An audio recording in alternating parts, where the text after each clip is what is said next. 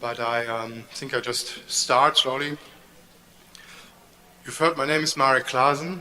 I'm the founder of artifacts.net.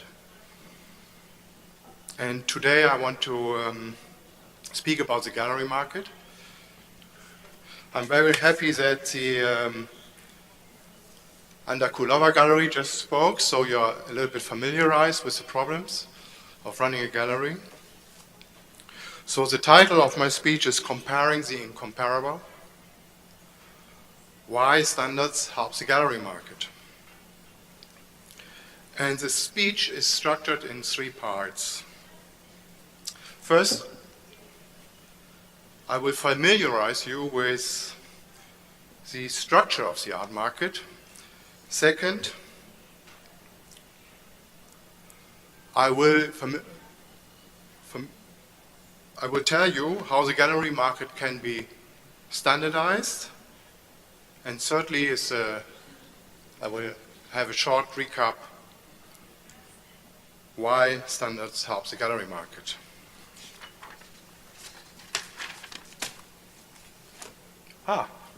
This is the right one, thank you. So this is part 1, Introduction to the art market. And this part is comprised again of 3 sections. I will tell you how the art market evolved, where the problems are, and how the art market is structured today.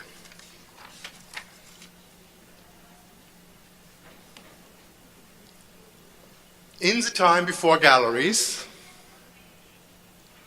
aesthetics were concrete. Trends were universal. Good and bad were clear and defined.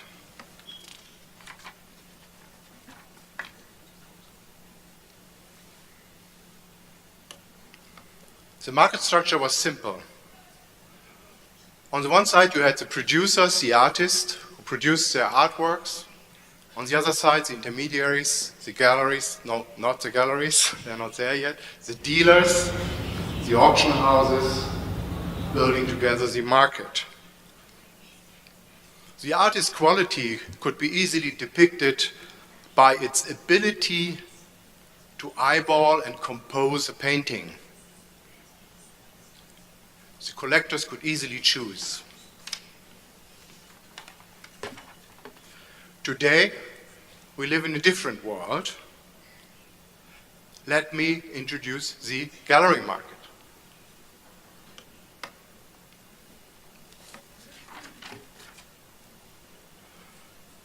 The roots of the gallery market are in the 19th century.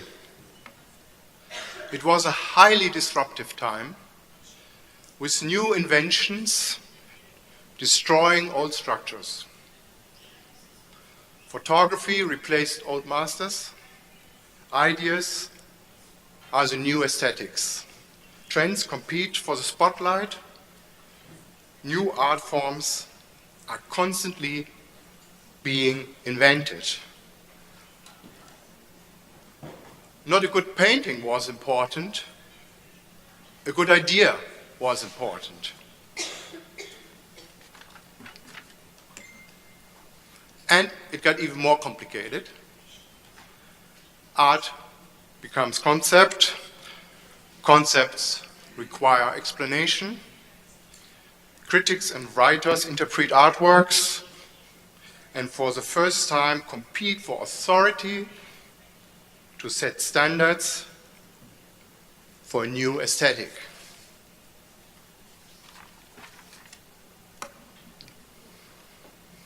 The critics and curators created their own narratives, distancing themselves and the art they promoted from the mainstream public. Conceptual art moved on, whereas the audience remained behind and judged artworks based on their school knowledge about Renaissance art with its clear quality patterns. With no aesthetic standards, dealers needed to find a way to build demand.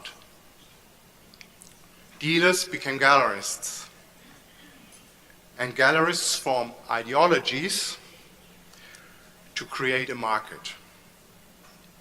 With a strong ideology, you don't need facts. The world is black and white. You're either with me or you're against me. What happened is a market where the winner takes it all. The art market is strongly hierarchical, with standards only established for the top classes. Here's a short breakdown of the gallery market, of the art market, excuse me, with the asset class on top, which is comprised of reputable artworks which are constantly resold on the auction market. These artworks work like a currency. The second level, secondary or dealer market, is where reputable artworks are sold occasionally on auctions. These artworks can be seen as bonds, like bonds on the stock market. And below the foundation layer is a primary market, the gallery market, where works are fresh from the studio. In this market, the artworks have only a personal value. They are pure luxury goods.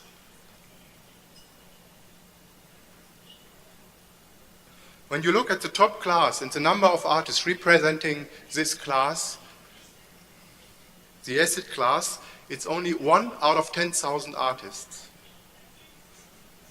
In the auction class, 10 of 100 artists. The vast number of artists are in the gallery market.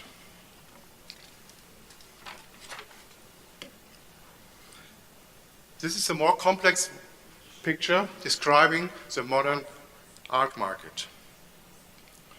The former production phase, or the production part, is now a phase called the ripening phase. Through constant curatorial selection and discourse, the artist ripens to be a commodity and ready to be sold on the dealer market. This is what the Andalkova Gallery, for example, does. They prepare the artists to be resold on the dealer market, to become a commodity.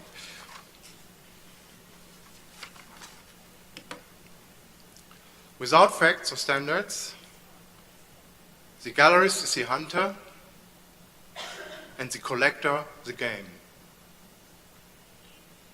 The gallerists are predatory, paranoid, and most of all, alone. This Banksy graffiti, what I've displayed there behind me, says it all. Look at the picture for a small moment.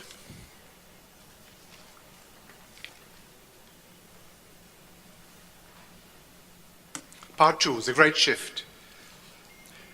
You will now understand the size of the market and how to work with standards, understand the power of structure.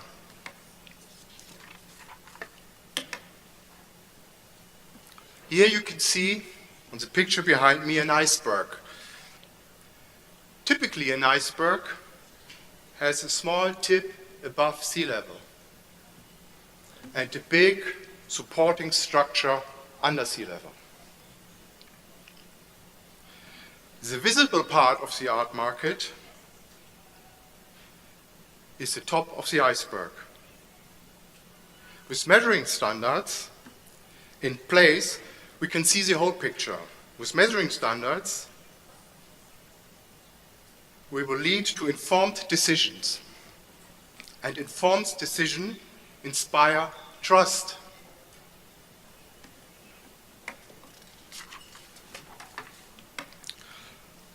Let's go back to the market breakdown, the triangle graphic what I've just shown you. With the analogy of an iceberg in mind. The tip, the small part, is the visible part of the art market. It's above water level. Below sea level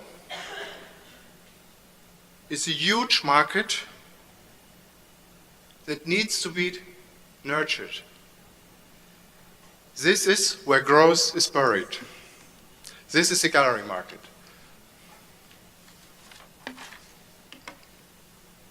So what can we measure when we look at artistic careers? What can we count? We can count the number of exhibitions, solo shows and group shows. How many solo shows, how many group shows does the artist have? We can count the number of different countries. How many countries? How many shows in Kazakhstan? How many shows in Germany? In the USA? In Russia? What type of institutions are the shows in? How many biennial shows? How many museum shows? How many gallery shows? The internationality, the network of the artist. So, with whom is the artist exhibiting? Are the other artists internationally shown? How many solo shows do they have? How many group shows? In which institutions do they show? And last but not least, can the artist still influence his or her past? Is the artist still alive? All these attributes can be quantified in a number. Here you see an example of a dynamic career chart. It's a chart of the Belgian artist Berlinde de Bouquerre. And you can see the career path, the ripening process of the artist. With measurable standards in place, we can compare these artist careers. The artist gaining more points is listed above an artist with lesser points. In 2013, Berlinde de Bouquerre participated in the Venice Biennale. And this has boosted her rank with 200 points. You can see this is marked there. A biennial participation is important.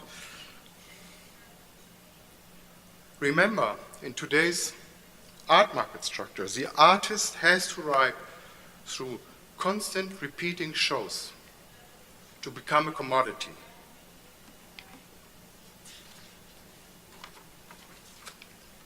Can we do the same with galleries? Can we measure galleries?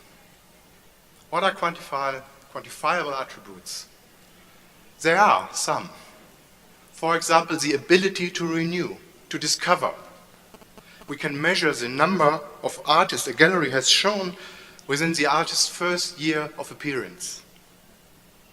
We can measure the ability to build careers, the ability to represent. This can be done by counting the number of trending artists of a gallery that has been continuously shown over a period of 5 years, the so-called represented artist. We can also measure the ability to curate, the ability to build reputation by accumulate the artist points of the artists that have been shown in the gallery. Also, we can measure the ability to succeed in open competition, the involvement, the gallery's footprint on international art fairs. We've just heard how important that is. A gallery has to test its assumptions on future aesthetics in an open competition like an art fair with standardized booths, same size for every gallery. I would like to show you some examples. The first example is a dynamic reputation chart of the Leo Castelli Gallery. The vertical axis is the reputation points. The horizontal axis, the timeline of the gallery. It's a field line chart, and it shows the reputation and impact over the course of its history. One can easily see when Leo Castelli Gallery was at its peak, it's the mid-70s, and how the impact of the gallery vanished when Leo Castelli left the stage in 1999.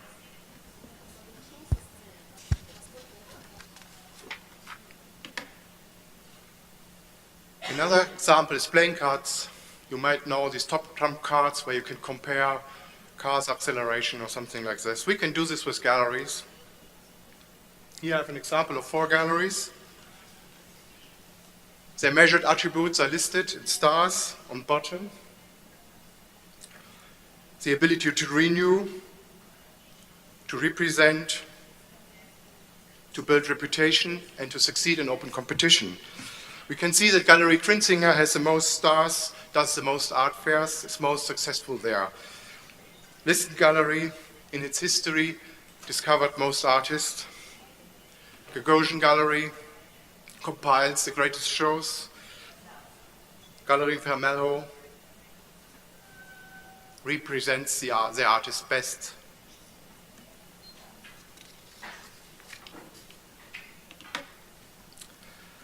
Like Romans fighting the gods, efficiency beats inadequacy. Alone, gallerists are victim to a stagnant market, united by structure and standards. They collectively establish a sustainable, strong market. Each soldier here in this picture is fighting to stay alive, but it's protected by a bigger structure. Remember the Banksy graffiti I've shown you before with the leopard? Each soldier represents one leopard.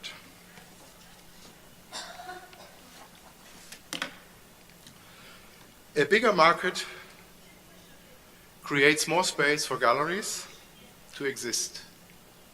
Let's reconcile. Informational asymmetries create mistrust. Mistrust in ideology limits the market size. Setting standards leads to structure. Structure and standards build comparability. Comparability builds trust. Trust lowers entry barriers, thus leaving a bigger market for the galleries. My conclusion is, standards are powerful and transparency is key. Overcoming informational asymmetries tears down entry barriers to future collectors. Think of that. Thank you. My name is and I am head of press of Kosteyev Museum of Art. And my question is, you just discussed us about the ratings of art galleries.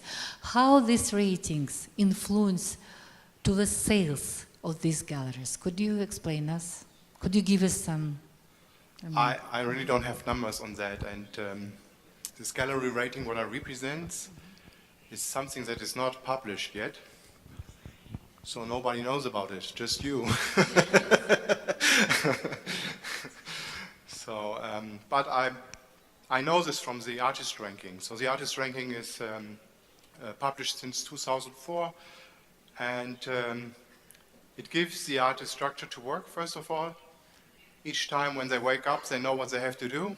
They have to exhibit, and the galleries know what they have to do too. They have to build a structure, a market for this artist and represent this artist, show him in other places, build a strong network for this artist. So If a gallery doesn't represent powerfully, the artist does not ripe, does not become a commodity. This is, I think, now state of the art in the Western art world. So most of the artists will be aware of this fact. I hope I...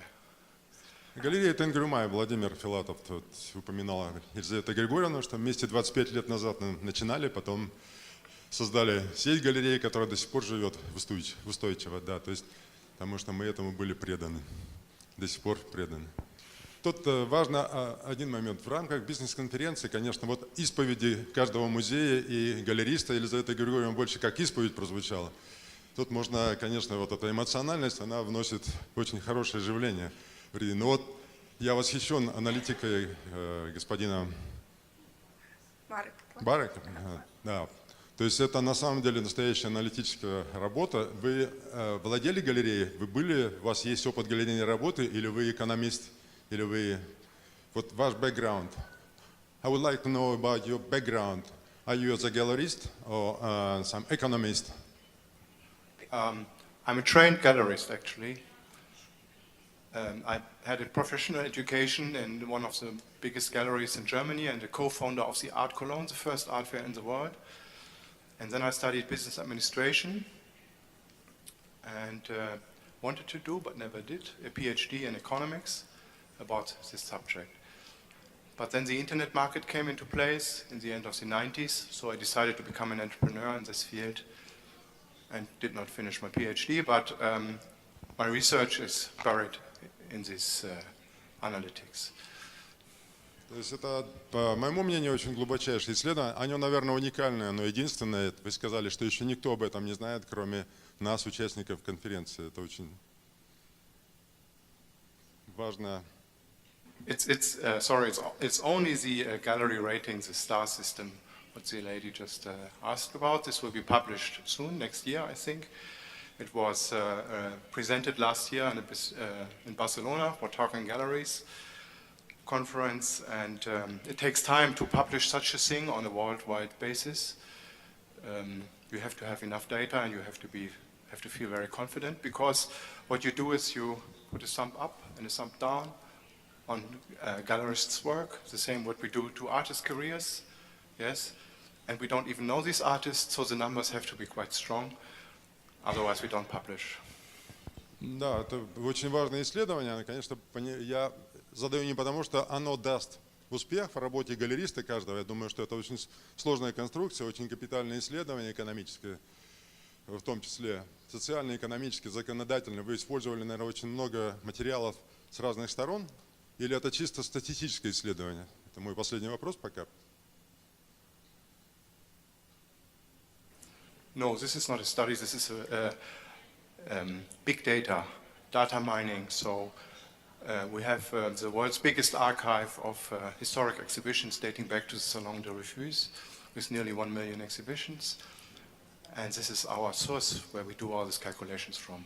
So it's not a heuristic approach where we put into consideration numerous facts from outside.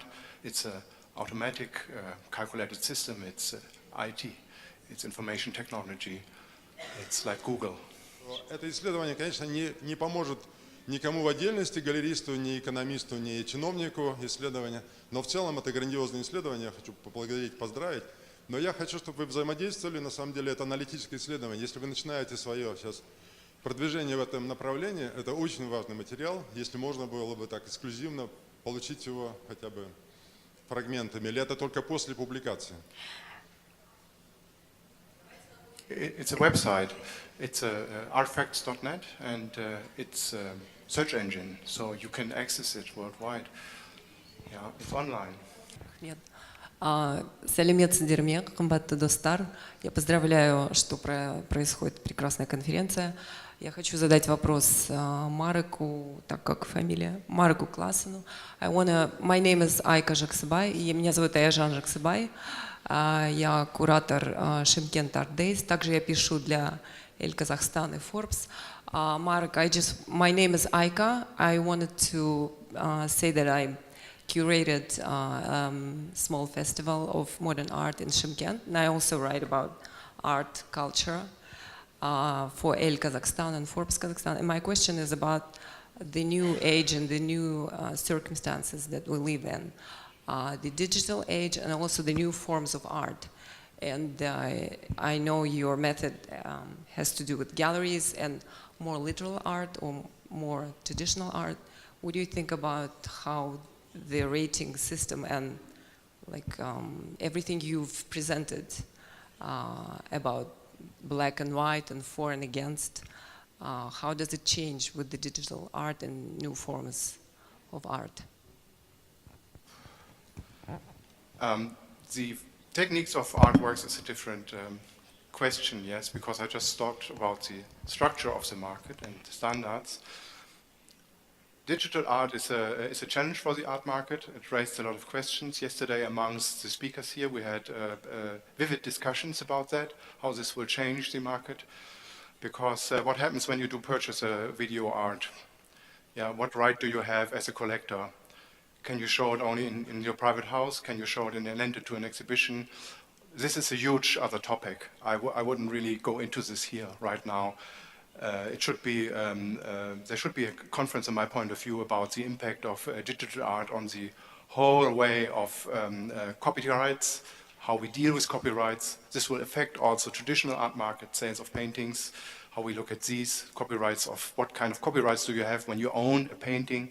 These kinds of things, I think, will have to be addressed in another conference. Добрый день, дамы и господа. Я художник из города Астаны, Казахстан. У меня такой конкретный вопрос Мареку Классену. Я бы хотел задать такой вопрос.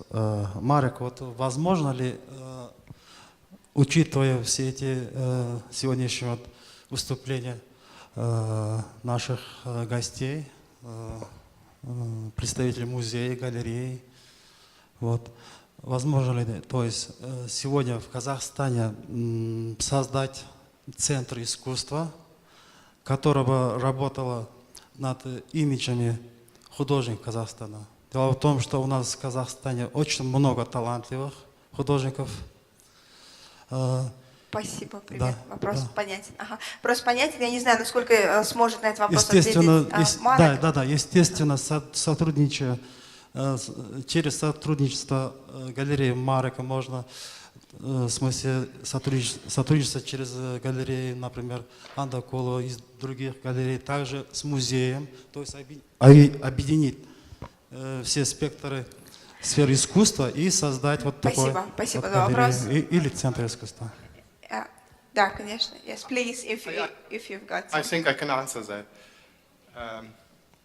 Because we do standardize and we work on a worldwide level, we help especially the artists that are outside of the Western European and American art market system. But what you have to do and what you really should keep in mind, you have to publish your exhibitions, you have to have an English website, you have to be accessible, you have to go online. Yes, this is super important. You have to use social media, Instagram, and you have to have a gallery website with opening hours, with the artists you represent, with the exhibitions, with starting date, end date. You have to publish these informations. We can't access this information because it's not available. This is why your arts do not show up in our rankings. This is very bad in my point of view. You have to be online. Yes. Здравствуйте, меня зовут Мурат Дельманов, я позиционирую себя как цифровой художник.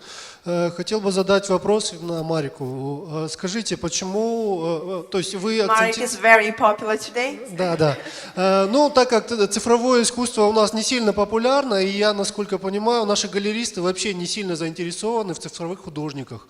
И все-таки, насколько вообще в мире галеристам интересны цифровые художники? Спасибо. Well, it's very interesting. So media artists.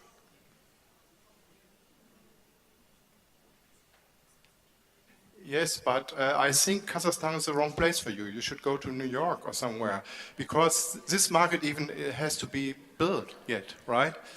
Yesterday I learned here are 43 galleries. I didn't know this. Nobody knows this. So we don't even have a real structure here established. Thanks to this conference, this will, I think, start to come. And what I've seen yesterday was very inspiring. But you are kind of, you're avant-garde, you're too much ahead. You have to go where digital art is appreciated. And I think this is for here very difficult. Yes, you have to leave, sorry.